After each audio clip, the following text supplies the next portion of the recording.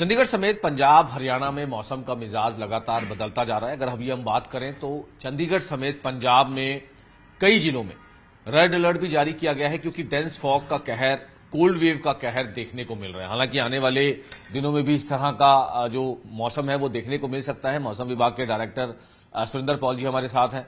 सुंदर सर, क्योंकि जिस तरह से देखा जा रहा है कि ठंड का कहर अब बढ़ रहा है, डेंस फॉग, कोल्ड वेव, अब घरों से निकलना भी मुश्किल हो गया। हालांकि आपने भी अलर्ट जारी किया गया है, लोगों को भी एहतियात बरतने के लिए किया गया। आने वाले दिनों में किस तरह से इसमें कुछ इम्प्रूवमेंट, जैसे मिनिमम टेम्परेचर कम चल रहे हैं उसमें कुछ इम्प्रूवमेंट आएगी, थोड़े से बढ़ेंगे। क्योंकि अभी जो है 2 दिन बाद जो है कुछ ईस्टर्ली फ्लो आएगा नीचे से ना, तो मॉइस्चर आने के बाद थोड़े टेम्परेचर तो कुछ तो है स्टेबल हो जाएंगे।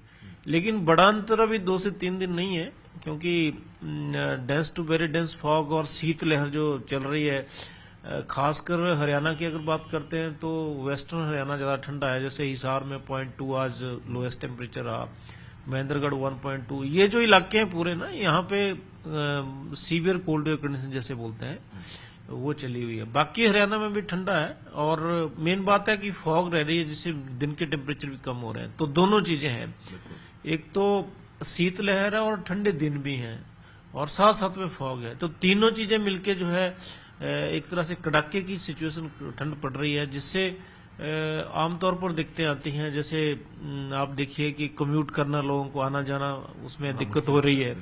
सुबह शाम भी दिक्कत हो रही है और दिन में भी, इवनिंग में भी कई बार अचानक फॉग आती है। तो अभी इसमें कोई बड़ा अंतर नहीं आएगा। 18 और 19 में एक हल्का सा पश्चिम विक्षोभ है, उससे कुछ बादल वगैरह आने की संभावना है, लेकिन वो भी कोई बड़ा एक्टिव नहीं है।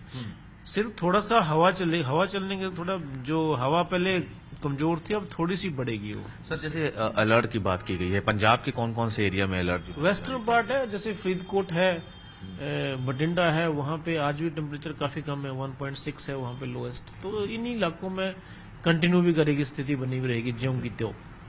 ये जरूर है कि फॉग में थोड़ा फर्क आएगा, क्योंकि थोड़ा विंडी रहेगा, तो कुछ रिलीफ जो अगले 2-3 दिनों में जरूर मिलेगा। 17-18 के पास कुछ और रिलीफ मिलेगा। फिर जो है 22 तारीख के बाद कुछ बारिश भी दिखा रहे हैं, अभी इंडिकेशंस है कुछ बारिश भी है। वेस्टर्न डिस्ट्रिक्ट में हाँ, पश्चिम विक्षोभ है, थोड़ा सा इससे स्ट्रांग है, जो अभी 17-18 में है। तो उससे कुछ पहाड़ों में बर्फबारी और प्लेन इलाकों में बारिश भी है। तो सर, ये मैप के जरिए थोड़ा सा समझाने की कोशिश करेंगे, आप क्योंकि देखेंगे ना तो बड़ा क्लियर है। जैसे आपको दिखाएं कि फॉग का एक्सटेंशन बहुत आज थोड़ा बढ़ भी गया है। आप देखेंगे यूपी तक आ गया है फॉग। तो ये पंजाब पूरा कवर्ड है, हालांकि कुछ क्लाउड से ये पूरा फॉग लेयर है। जैसे फॉग आप देखते हैं, जैसे ठंडी विंड्स ऊपर से आती है ना, तो ये कंडेंस होके पूरी सीट फॉग की है। पूरे एंटायर पंजाब, हरियाणा और चंडीगढ़ भी में भी है। तो ये इस तरफ यूपी की तरफ है। तो यहाँ से थोड़ा सा दिल्ली की तरफ से थोड़ा लिफ्ट होना शुरू हुआ है। तो ये स्लोली दिन में लिफ्ट करेगा, फिर धीरे धीरे कम होगा। तो यानी कि सर, अगर हम बात करें तो इस महीने पूरा ही इसी तरह जो उसमें इम्प्रूवमेंट है। जैसे मैंने कहा कि अगले आने वाले दिनों में कुछ जो है फॉग में राहत है। अच्छा। क्योंकि कुछ हवा तेज चलेगी, लेकिन रहेगी, मॉर्निंग में तो रहेगी। और साथ साथ में फिर जो है जब WDs आएगा 20 के बाद, 22 और 23 में, फिर ज्यादा सुधार होने की चांसेस है। लेकिन कुल मिला के कोई बड़ा विशेष अंतर नहीं आएगा, क्योंकि स्नोफॉल आएगा तो उससे फिर ठंड तो रहेगी। तो पहाड़ी एरिया में सर लेके चलोगे, जनवरी लेके पहाड़ी एरिया में अगर स्नोफॉल होती है तो मैदानी एरिया में फर्क नहीं, उसका इमीडिएट असर आता है। क्योंकि पंजाब हरियाणा तो बिल्कुल साथ लगते हैं, उत्तराखंड और हिमाचल के। तो जैसे बर्फबारी होती है तो इसका सीधा असर यहाँ होता है, क्योंकि हवाएं आजकल नॉर्थ वेस्ट से चलती हैं।